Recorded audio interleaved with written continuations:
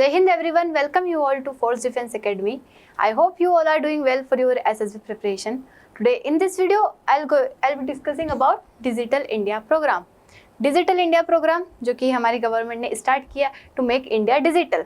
हम क्या करेंगे, सभी चीज़ों को डिजिटल बनाने की बात कर रहे हैं। जैसे हमने पहले एक वीडियो में कैशलेस इकोनॉमी की बात करी थी, तो कैशलेस इकोनॉमी में हम उसमें सिर्फ पेमेंट्स की बात कर रहे थे कि पेमेंट क्या होंगे, डिजिटल मोड पे होंगे इंस्टेड ऑफ यूजिंग कैश।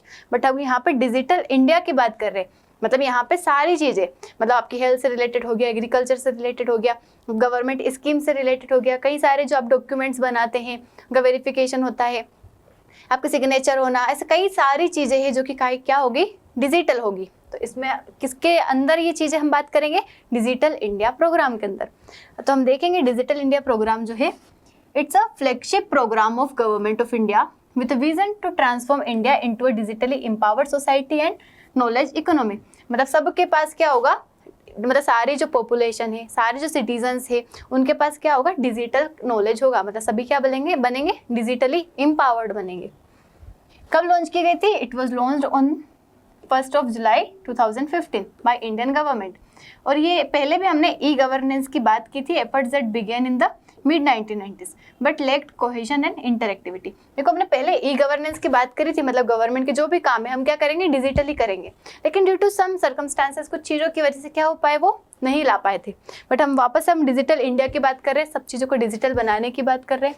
इसमें इसके विजन एरियाज जो है, 3 की विजन एरिया है, मतलब 3 चीज़ों को हमें सबसे ज़्यादा फोकस करना है। First is digital infrastructure. देखो अगर हम डिजिटल बनाएंगे तो उसके लिए सबसे इंपॉर्टेंट जो बेसिक चीज़ है वो क्या होनी चाहिए, इंटरनेट कनेक्टिविटी। मतलब सब लोगों के पास क्या होना चाहिए, इंटरनेट कनेक्टिविटी होना चाहिए, सबके पास एक्सेस होना चाहिए इंटरनेट का। इंटरनेट मिलेगा तभी वो कोई भी चीज़ है, मतलब जैसे कोई स्कीम आई है गवर्नमेंट की, मतलब वो क्या कर पाएंगे, इंटरनेट होगा तभी क्या कर पाएंगे, मोबाइल में किसी भी चीज़ के बारे में जान पाएंगे और जानेंगे। मतलब उससे जो भी मतलब गवर्नमेंट इनिशिएट कर रही है या फिर कुछ भी हो रहा है, जैसे आपको डॉक्यूमेंट बनाना है, उसके बाद आपको हेल्थ आईडी जो बनती है, एग्रीकल्चर से रिलेटेड कई सारी स्कीम्स होती है, उनके बारे में अगर आपको पता करना है, सभी चीज़ें कब होगी, जब आपके पास इंटरनेट कनेक्टिविटी होगी। तो इंटरनेट कनेक्टिविटी होना मतलब मोबाइल के जो टावर्स होते हैं, डिफरेंट नेटवर्क्स होते हैं, ब्रॉडबैंड कनेक्टिविटीज़ जो होती है, वो सारी चीज़ों में क्या होना, डेवलपमेंट होना। तो डिजिटल इंफ्रास्ट्रक्चर होना चाहिए।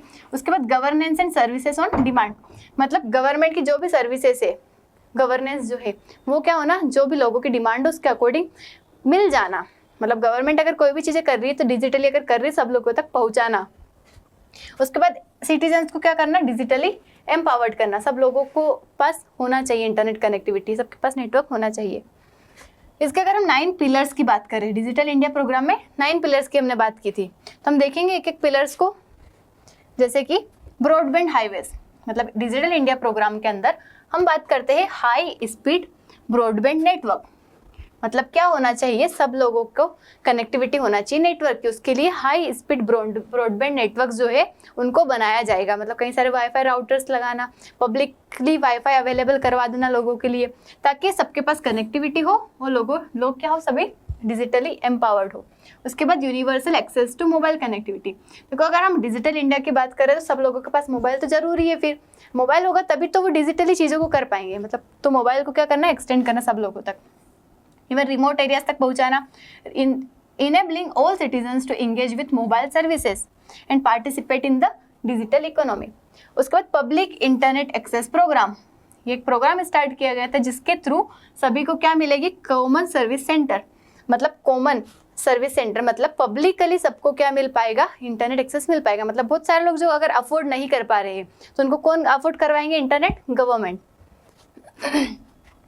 Underserved areas to provide affordable internet access, addressing the digital divide and promoting digital literacy। और लोगों में लिटरेसी भी पहुंचाना। मतलब ऐसा नहीं कि हमने डिजिटल इंडिया बना दिया, कई सारी चीज़ें लॉन्च कर दी, कई सारी चीज़ें स्टार्ट कर दी, लेकिन लोगों के पास नॉलेज ही नहीं है कि हमें इस चीज़ का यूज़ कैसे करना है। तो डिजिटल लिटरेसी होना भी क्या है, बहुत ज़रूरी है। Now e governance. E governance क्या होगा, utilise technology to streamline government services. मतलब गवर्नमेंट सर्विसेज को प्रोवाइड करवाने के लिए, मतलब गवर्नमेंट के जो भी काम होते हैं, कई सारे काम होते हैं, वो सब कैसे हो, डिजिटल हो, उसका हम बोलते हैं ई गवर्नेंस। कैसे, जैसे कई सारी चीज़ें पेपर वर्क से होती है, बजट आना वो डिजिटल आ जाएगा, सेंसस जो आता है वो डिजिटल आ जाएगा, कई सारी स्कीम्स जो होती है गवर्नमेंट लॉन्च करती है वो डिजिटल हो जाएगी। कई सारे पेमेंट्स गवर्नमेंट करती है वो डिजिटल हो जाएंगे। उसके बाद जो भी सर्विस प्रोवाइड करती है, डीबीटी आ गया इसमें, उसका जो भी सर्विस प्रोवाइड करती है वो सब क्या होंगी, डिजिटल होंगी, उसको हम ई गवर्नेंस बोलते हैं। उसके बाद ई क्रांति, ई क्रांति जैसे इसमें कई सारे प्लेटफॉर्म लॉन्च होना, जैसे MyGov.in एक वेबसाइट है जहाँ पे क्या होती है, electronic delivery of government services to citizens. Electronic delivery मतलब लोगों, गवर्नमेंट जो भी सर्विस प्रोवाइड कर रही है वो आपको ऑफलाइन नहीं, जैसे आपको ऑफिस नहीं जाना पड़ेगा गवर्नमेंट के, या फिर कहीं जाना नहीं पड़ेगा, डायरेक्टली आपको क्या मिल जाएगी, सर्विस मोबाइल पे मिल जाएगी। जैसे गवर्नमेंट कोई आपको पैसे देना चाहती है किसी चीज़ के, तो डायरेक्ट कहाँ आएंगे, आपके अकाउंट में, जैसे डीबीटी में आ रहे हैं। उससे क्या होगा, एक्सेसिबिलिटी बढ़ेगी और एफिशिएंसी बढ़ेगी। मतलब जैसे कैश अगर पेमेंट करते हैं तो उससे क्या होता है, कैश इधर उधर चला जाता है, बीच में कहीं कुछ लोग उसका मिसयूज, करप्शन आ जाता है। तो इसमें क्या होगा कि कैश जो है जिसको देना है उसके तक ही पहुंचेगा। उसके बाद गवर्नमेंट जो भी सर्विसेज लॉन्च करती, जो भी स्टार्ट करते, वो क्या होगा, लोगों तक एक्सेसिबल होगी। उसके बाद information for all, government record को क्या कर देना, डिजिटाइज कर देना। मतलब गवर्नमेंट ने जो भी अभी तक किया है वो सारी चीज़ें क्या बन जाएगी, डिजिटल बन जाएगी। तो आप अगर कभी भी देखना चाहें, मतलब आप देखना चाहते हैं गवर्नमेंट क्या कर रहे हैं, उसके बाद उसमें क्या क्या इनिशिएटिव्स लिए गए हैं, कौन कौन सी स्कीम्स बनाई गई है, कौन कौन सी सर्विस गवर्नमेंट प्रोवाइड करती है, और क्या कौन कौन से अभी न्यू स्कीम्स आने वाली है, तो सारी चीज़ें जो भी रिकॉर्ड है अभी तक का, पुराना नया, वो सब क्या होगा, उस पर रहेगा। इन्फॉर्मेशन फॉर ऑल नाम से लग रहा है मतलब सबके लिए क्या है यहाँ पे इन्फॉर्मेशन अवेलेबल है, क्योंकि हम कौन सी कंट्री में रह रहे हैं, डेमोक्रेटिक। डेमोक्रेटिक मतलब हमारे पास राइट है, राइट टू इन्फॉर्मेशन है, कि हम क्या कर सकते हैं, जो भी कर रहे हैं उसके बारे में आपके पास क्या होना चाहिए, इन्फॉर्मेशन। इलेक्ट्रॉनिक्स मैन्युफैक्चरिंग, देखिए इलेक्ट्रॉनिक्स जो है, इलेक्ट्रॉनिक आइटम जो होते हैं उनकी मैन्युफैक्चरिंग भी हम क्या करेंगे, हमारे देश में करेंगे। अभी क्या होता है कि most of the electronics item जो है, सेमीकंडक्टर चिप्स जो हो गई, वो हम क्या करते हैं, इंपोर्ट करते हैं, चाइना से इंपोर्ट करते हैं, ताइवान से इंपोर्ट करते हैं। तो उसकी डिपेंडेबिलिटी हमें क्या करना है, कम करना है, और हमें हमारी ही कंट्री में इलेक्ट्रॉनिक्स को मैन्युफैक्चर करना है। इंफॉर्मेशन टेक्नोलॉजी फॉर जॉब्स, मतलब यूथ को क्या करना है, बढ़ावा देना है, आईटी स्किल्स उनको प्रोवाइड करना है, ताकि अभी की जो ग्रोइंग टेक्नोलॉजी से, अभी की जो डिमांड है उसके अकॉर्डिंग उनके अंदर स्किल्स हो, तो वो और चीज़ें बढ़ाएंगे थ्रू प्रोग्राम, जैसे कि डिजिटल लिटरेसी मिशन हो गया, स्किल इंडिया हो गया। तो इससे क्या करेंगे, स्किल बढ़ाएंगे आईटी सेक्टर में, ताकि लोग एम्प्लॉयमेंट पा सके। अर्ली हार्वेस्ट प्रोग्राम, जैसे कि कई सारे प्रोजेक्ट स्टार्ट किए, जिसमें क्या होता है कि स्टूडेंट्स जो है उनकी क्या होगी, डिजिटल अटेंडेंस होगी, मतलब कितने दिन आए कितने दिन नहीं आए उनका ऑनलाइन रिकॉर्ड रहेगा। उसके बाद ऑनलाइन एक्सेस रहेगा स्कूल सर्टिफिकेट से, मतलब स्कूल में जो भी सर्टिफिकेट्स मिलते हैं, आपका रिजल्ट हो गया, ये सब में आप क्या कर सकते हैं, ऑनलाइन ही उसका एक्सेस कर सकते हैं। ऑनलाइन आप क्या कर सकते हो, पा सकते हो कि आपका रिकॉर्ड क्या रहा, आपका रिजल्ट क्या था, किस क्लास में क्या था, पूरी क्लास में परफॉर्मेंस क्या था। जैसे हम अभी कॉलेज में बात कर रहे हैं, ABC ID की बात करते हैं, अपार ID की बात करते हैं, तो ये सब क्या है, डिजिटल इंडिया का ही तो पार्ट है। हम चीज़ों को क्या कर रहे हैं, डिजिटल कर रहे हैं, मतलब सब चीज़ों का रिकॉर्ड कहाँ मिल जाए, हमें डिजिटली मिल जाए, ताकि जैसे अगर आप कभी भूल भी जाते हैं, आपके डॉक्यूमेंट्स रह जाते हैं कहीं, तो आप ऑनलाइन उनको क्या कर सकते हैं, एक्सेस कर सकते हैं। अगर इसके अंदर इनिशिएटिव्स देखें आप, कि इसके अंदर क्या क्या इनिशिएटिव्स लिए गए, तो जैसे आधार क्या है, आपका आधार कार्ड होता है, 12 डिजिट का नंबर होता है उसमें, जो कि बायोमेट्रिक से कनेक्टेड रहता है, मतलब आपके फिंगरप्रिंट उसमें क्या रहते हैं, कनेक्टेड रहते हैं। तो वो क्या है, आपका प्रूफ है। फिंगरप्रिंट कभी भी मैच नहीं हो सकते दो इंसानों के, तो वो आपका प्रूफ है कि जो चीज़ें आपको मिलनी है वो आपको ही मिलेगी। अभी हम आधार को किससे कनेक्शन की बात करें, अगर आपने न्यूज़ वगैरह देखा हो तो वोटर ID से कनेक्शन की बात करें। उससे क्या होगा कि वोटिंग में जो फ्रॉड होते हैं इलेक्शन के टाइम पे, तो उससे क्या हो सके, बच सके। मतलब अगर वोटर ID से आपका आधार कार्ड कनेक्शन होगा, तो वहाँ पे पहले आप बायोमेट्रिक आपका देंगे, उसके बाद ही वोटिंग करेंगे। तो उससे क्या होगा कि नेक्स्ट टाइम आप पर्सन वही जो जिसने वोट अभी दिया है वापस से नहीं आ सकता, फ्रॉड के चांसेस कम हो जाएंगे। तो आधार हो गया। उसके बाद भारत नेट, ये एक प्रोजेक्ट था जिसमें high speed broadband connectivity village तक हम पहुँचाने की बात करते हैं, रूरल एरियाज तक, मतलब जो ऐसे एरियाज जो अंडर डेवलप्ड है, अभी डेवलपिंग है, वहाँ तक हम क्या पहुँचा सके, इंटरनेट कनेक्टिविटी पहुँचा सके, ताकि सभी लोगों को ये जो हम डिजिटल इंडिया प्रोग्राम के अंदर जो भी इनिशिएटिव्स ले रहे हैं उसका फ़ायदा मिल सके। उसके बाद स्टार्टअप इंडिया प्रोग्राम स्टार्ट किया, मतलब ये इनिशिएटिव प्रमोट करता है एंटरप्रेन्योरशिप, मतलब एंटरप्रेन्योर्स जो होते हैं उनको क्या प्रोवाइड कर सके, वो इनिशिएटिव ले सके, स्टार्टअप अपना स्टार्ट कर सके, तो उनको फंडिंग प्रोवाइड करना, ये भी एक डिजिटल इंडिया का ही पार्ट है कि वो डिजिटल चीज़ों को क्या करे, प्रमोट करे, डिजिटली चीज़ें बनाए। मतलब कई सारे सेटअप्स ऐसे भी होते हैं जो कि क्या करते हैं, ऑनलाइन चलते हैं, डिजिटल चलते हैं। उसके बाद ई नाम, ये क्या है, एक एग्रीकल्चर के लिए एक प्रोग्राम लॉन्च किया गया था। इसमें आपको एग्रीकल्चर से रिलेटेड जो भी इंफॉर्मेशन वो कहाँ मिल जाएगी, इस पोर्टल पे मिल जाएगी। इसके अलावा फार्मर के लिए बहुत बेनिफिशियल है। मतलब इसमें क्या होता है कि फार्मर जो है, अगर वो कोई उसका प्रोड्यूस जो है उसको सेल करना चाहता है, उसको कोई चाहिए कस्टमर, तो वो उस पर मतलब अपना डेटा जो भी है, जो भी उसका अनाज है उसके बारे में डिटेल डालेगा। और जो अगर कोई खरीदना चाहता है, कोई बायर है, तो वो उससे ऑनलाइन प्लेटफॉर्म के थ्रू कनेक्ट हो सकते हैं और एक दूसरे को सेल कर सकते हैं। मतलब वो अपनी डीलिंग कर लेंगे। जैसे कई सारे प्लेटफॉर्म होते हैं, OLX होता है जहाँ पे पुराने सामान, जो भी सामान कोई बेचना चाहता है, कोई खरीदना चाहता है तो डील कर लेते हैं। वैसे ही ये एक प्लेटफॉर्म है जहाँ पे एग्रीकल्चर का प्रोड्यूस जो है, अगर कोई बेचना चाहता है, कोई खरीदना चाहता है, तो वहाँ से क्या कर सकते हैं, डील कर सकते हैं।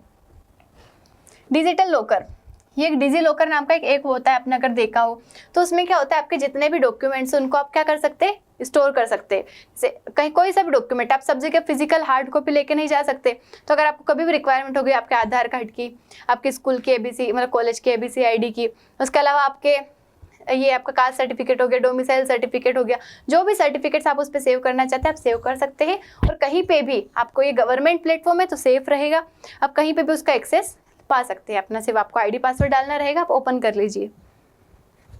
उसके बाद भीम UPI, डिजिटल पेमेंट्स जो है, अभी हम देखते हैं कि आजकल जो भी पेमेंट्स होते हैं कहीं पे हो रहे हैं, कहीं से होता है ट्रांजेक्शन, UPI ऐप से होता है। मतलब UPI जो होते हैं उससे ही सबसे ज़्यादा क्या होते हैं, ट्रांजेक्शन हो रहे हैं। कोई भी कैश देना पसंद नहीं करता है, तो ये भी डिजिटल इंडिया का बहुत अच्छा इनिशिएटिव है। उसके बाद E-साइन फ्रेमवर्क, आपने देखा होगा कई सारे, जैसे आप फॉर्म फिलिंग करते तो वहाँ पे सिग्नेचर आपको किसी फॉर्म में भर के नहीं करना पड़ता, डिजिटली साइन क्या हो जाती है, आपको सबमिट हो जाती है, आपके फोटो सबमिट हो जाते हैं। तो ऐसे ही आपके डॉक्यूमेंट्स भी साइन कैसे हो जाएंगे, ऑनलाइन।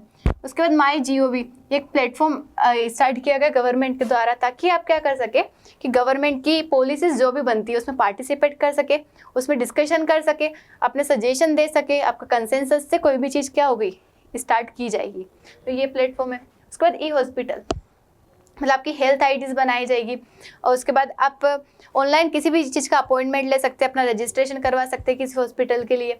तो ये क्या है, डिजिटल इंडिया का सब पार्ट है कि आप सब चीज़ें क्या कर रहे हैं, घर बैठे कर रहे हैं डिजिटली, अपने मोबाइल की हेल्प से हर फील्ड में। जैसे हमने हेल्थ देख लिया, एग्रीकल्चर देख लिया, सर्विस प्रोवाइडिंग देख लिया, एजुकेशन देख लिया, हर फील्ड में क्या होगा, ये डिजिटल इंडिया प्रोग्राम जो है वर्क करेगा। इसमें हर चीज़ को हम डिजिटल बनाने की बात कर रहे हैं। उसके बाद उमंग ऐप जो हो गया, इसमें आप गवर्नमेंट जो भी सर्विसेज प्रोवाइड करती है, स्कीम्स लाती है, उसके बारे में आप जानकारी पा सकते हैं। स्मार्ट सिटीज मिशन, इस मिशन के अंदर भी हम क्या करना चाह रहे हैं, डिजिटल करना चाह रहे हैं चीज़ों को, इंफ्रास्ट्रक्चर डेवलपमेंट करना चाह रहे हैं कि जिससे क्या हो सके, चीज़ें डिजिटल हो सके। उसके बाद डिजिटल इंडिया एक्ट जो है 2023 में आया था, इसने गाइडलाइंस प्रोवाइड की थी for responsible adoption of emerging technologies. मतलब जो AI हो गया, ब्लॉकचेन हो गया, जो नई नई एमर्जिंग टेक्नोलॉजीज है, इनका यूज़ कैसे करें, हम रिस्पॉन्सिबली यूज़ करें। मतलब हम ध्यान रखें कि इन सब चीज़ों में क्या हो सकता है, कोई खतरे भी हो सकते हैं, रिस्पॉन्सिबली इनका यूज़ करें। तो अगर हम चैलेंजेस देखें डिजिटल इंडिया के, तो डिजिटल डिवाइड, अगर आप डेटा देखेंगे पुराना, तो उसमें डिजिटल डिवाइड है हमारी कंट्री में। मतलब रूरल पॉपुलेशन जो है उनके पास एक्सेस नहीं है इतना ज़्यादा इंटरनेट कनेक्टिविटी का, जैसे कि जितना अर्बन एरियाज़ में है। भारत नेट प्रोग्राम जो लॉन्च किया गया था, उसमें 1.7 लाख जो पॉपुलेशन है, आउट ऑफ 2.5 लाख मतलब ग्राम पंचायत जो है, उनके पास कनेक्शन हो पाया था ऑप्टिकल फाइबर का। ऑप्टिकल फाइबर क्या होता है, जो कनेक्शन होता है, जो केबल होती है, जो इंटरनेट आप तक पहुंचाती है, उसको बोलते हैं। तो इस वजह से क्या हो सकता है, मतलब क्या हुआ, इंफ्रास्ट्रक्चर गैप हुई रूरल एरियाज में। उसके बाद डिजिटल लिटरेसी, कंट्री में अभी तक इतनी ज़्यादा लिटरेसी नहीं है, लोगों के पास नॉलेज नहीं है कि चीज़ों का यूज़ किस तरीके से किया जाए। गवर्नमेंट भले ही प्रोवाइड करवा दे सर्विस, लेकिन लोगों के पास भी लिटरेसी होना चाहिए, नॉलेज होना चाहिए कि मुझे यूज़ किस तरीके से करना है। उसके बाद साइबर सिक्योरिटी, देखो अगर सारी चीज़ें ऑनलाइन रहेगी, डिजिटल रहेगी, साइबर सिक्योरिटी का एक थ्रेड हमेशा बना रहेगा। आपका डेटा चुराने का डर, आपकी इन्फॉर्मेशन का एक्सेस जो होगा किसी के पास भी हो जाएगा, आपकी हर चीज़ का एक्सेस हो जाएगा। अगर सारी चीज़ें डिजिटल रहेगी तो आपकी सारी चीज़ों का एक्सेस भी हो सकता है। साइबर सिक्योरिटी एक बहुत बड़ा थ्रेट है which is associated with digital India. उसके बाद skill gap, NASSCOM future skill की रिपोर्ट सजेस्ट करती है कि 20% ऑफ इंडियन टेक प्रोफेशनल जो है अभी उनके पास रेलेवेंट स्किल्स जो है, मतलब अभी जो टाइम पे स्किल्स रिक्वायरमेंट है वो स्किल्स अभी तक डेवलप नहीं हो पाई है, तो इसकी भी रिक्वायरमेंट है। तो ये कुछ चैलेंजेस है जो कि हमने डिजिटल इंडिया प्रोग्राम में देखे।